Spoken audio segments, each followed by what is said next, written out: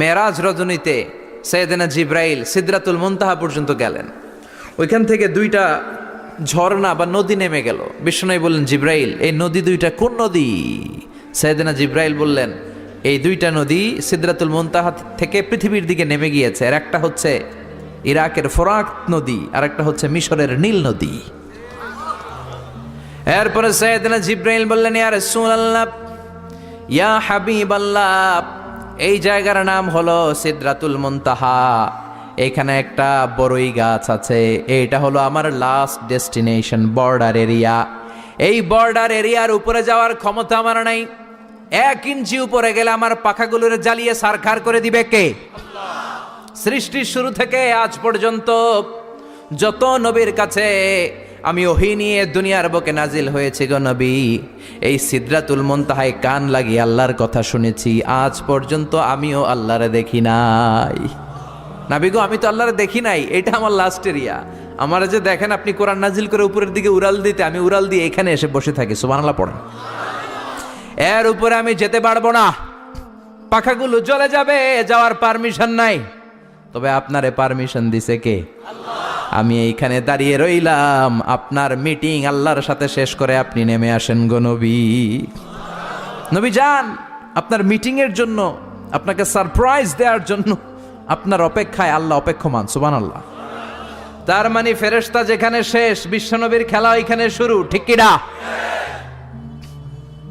জিব্রাইল ওইখানে থেমে গিয়েছে, আর যেতে পারে না। জিব্রাইল যেখানে শেষ, বিশ্বনবীর যাওয়া শুরু। তার মানে মানুষ যদি শ্রেষ্ঠ হয়, সে ফেরেশতাকে ছাড়িয়ে যায়। আর মানুষ যদি নিকৃষ্ট হয়, তাহলে সে পশুকেও হার মানায়, ঠিক কি না? আপনি কখনো শুনছেন একটা সিংহ আর একটা সিংহকে মারে? একটা বাঘ আর একটা বাঘকে মারে না। একটা হরিণ আর একটা হরিণকে মারে না। একটা হাতি আর একটা হাতিকে হত্যা করে না। কিন্তু একটা মানুষ আর একটা মানুষকে হত্যা করে না। আপনি কখনো শুনবেন না যে একটা বাঘ আর একটা বাঘকে হত্যা করে 10 টুকরা করছে? শুনছেন? একটা হাতি আর একটা হাতিকে মেরে 30 টুকরা করছে? শুনছেন? কিন্তু মানুষ আর একটা মানুষকে শুধু নৃশংসভাবে হত্যাই করে না, হত্যা শেষে তাকে 10 টুকরা করে, 15 টুকরা করে, 30 টুকরা করে বস্তাবন্দি করে। চিল্লা এখন ঠিক কিনা? পাওয়া যায় না এরকম লাশ? গুম করে ফেলছে, ক্রস ফায়ার করে ফেলছে, মেরে ফেলছে, হাত পা বেঁধে, চোখের রশি বেঁধে বস্তার ভিতরে ভরে ক্ষেতের মধ্যে ফেলে দিস। 3 দিন 4 দিন পর এরকম লাশটা ফুলে উঠছে, পাওয়া যায় না? পত্রিকায় বিভৎস লাশ দেখে আমরা অবাক হই। কোন প্রাণী এমনটা করে না।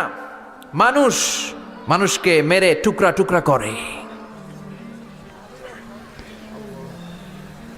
একটা ছাগল বনের সব ছাগলগুলোরে মেরে ফেলতে চায় না। একটা হাতি ওই জঙ্গল থেকে সব হাতিগুলোকে শেষ করে দিতে চায় না। কিন্তু মানুষ আগুন জ্বালিয়ে জনপদের পর জনপদ ছারকার করে দেয়, গুলি মেরে এলাকার পর এলাকা ঝাঁঝরা করে দেয়।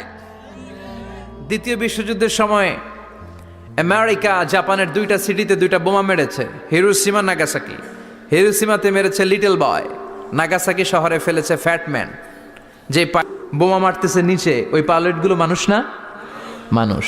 আর যাদেরকে মারার জন্য মারতেছে তারাও কি মানুষ?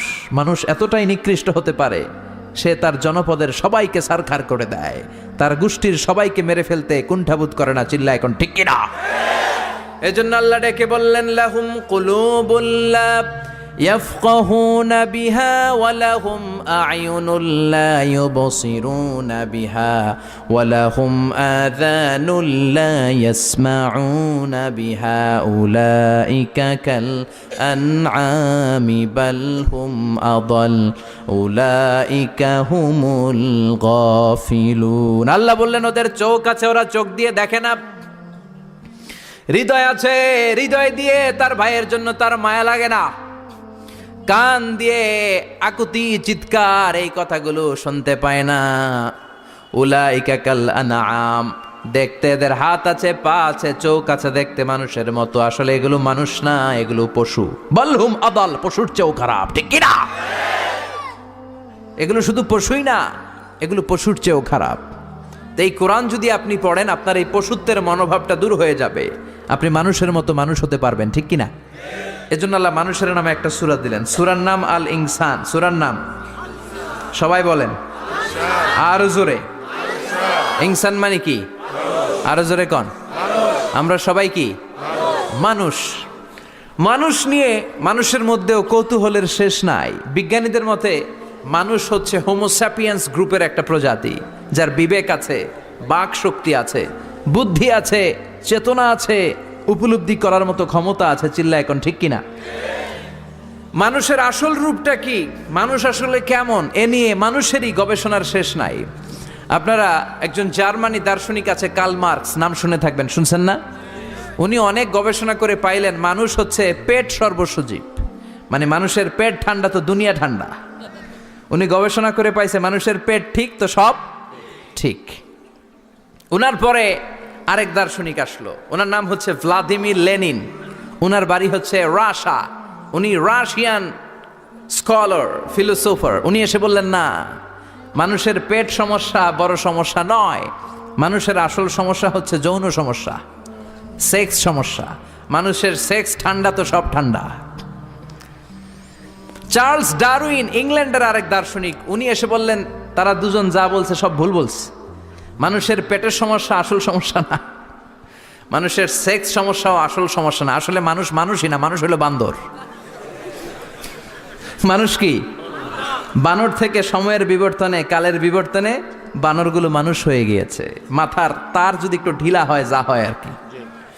তাহলে একদল বলে মানুষের পেটের সমস্যা বড় সমস্যা, আরেক বুদ্ধিজীবীরা বলে মানুষের খাদ্যের সমস্যা বড় সমস্যা, কেউ বলে যৌন সমস্যা বড় সমস্যা, আরেক আবাল বলে মানুষ মানুষ না, মানুষ হলো বান্দর। আল্লাহ বলে একটাও ঠিক কইতে পারে নাই, ঠিক কি না? আল্লাহ বলে মানুষ তাদের পেটের সমস্যা বড় সমস্যা নয়, মানুষের যৌন সমস্যা বড় সমস্যা নয়, কশিনকালেও মানুষ বানর নয়। মানুষকে আমি আল্লাহ নিজ তত্ত্বাবধানে তৈরি করেছি। মানুষ হলো আশরাফুল মাখলুকাত। মানুষ কি? আশরাফুল মাখলুকাত, গোটা সৃষ্টিকুলের মধ্যে সেরা। এজন্য নূরের ফেরেশতাও মানুষকে সেজদা দিতে বাধ্য হয়েছে। চিল্লা এখন ঠিক কিনা? তুমি মাটির আদমকে প্রথম সৃষ্টি করিয়া ঘোষণা করিয়া দিলে শ্রেষ্ঠ বলিয়া, তাই তো নূরের ফেরেশতা করে আদমকে সেজদা, ঠিক কিনা? তাই তো নূরের ফেরেশতা করে আদমকে সেজদা, সবার চেয়ে সম্মান দিলে মাটির আদমকে। পড়েন আল্লাহু আল্লাহু তুমি জাল্লে জালালুহু, শেষ করা তো যায় না গে তোমার গুণগান। আল্লাহু আল্লাহু, সুবহানাল্লাহ পড়েন। আল্লাহ বলেন পেটের সমস্যা সমস্যা, কিন্তু আসল সমস্যা না। মানুষের যৌন সমস্যা বড় সমস্যা, কিন্তু আসল সমস্যা না। মানুষ বানর নামের প্রজাতির ভেতর দিয়ে মানুষ হয় নাই, মানুষকে আমি নিজে তৈরি করেছি। মানুষকে আমি আশরাফুল মাখলুকাত বানিয়েছি। সুবহানাল্লাহ। বুখারীর বর্ণনা, লাম্মা খালাকাল্লাহু আদম ওয়া কানা তুলুহু 60 যিরাআন। আল্লাহ যখন সাইয়েদনা আদমকে তৈরি করলেন 60 হাত লম্বা করে তৈরি করলেন। কয় হাত? আপনি কয় হাত? আমি কয় হাত? আমরা কয় হাত? কিন্তু আদম ছিল কয় হাত? সুবহানাল্লাহ কইবেন না? আপনারাও যখন জান্নাতে প্রবেশ করবেন, বুখারীর ওই বর্ণনাতে এসেছে মানুষরা যখন জান্নাতে প্রবেশ করবে প্রতিটা মানুষ 60 হাত লম্বা হয়ে প্রবেশ করবে। এই দুনিয়াতে দাড়ি রাখার জন্য বিশ্বনবী আদেশ করেছেন, কিন্তু জান্নাতে যারা যাবে এদের দাড়িও থাকবে না, মোছও থাকবে না, গায়ের মধ্যে পশমও থাকবে না।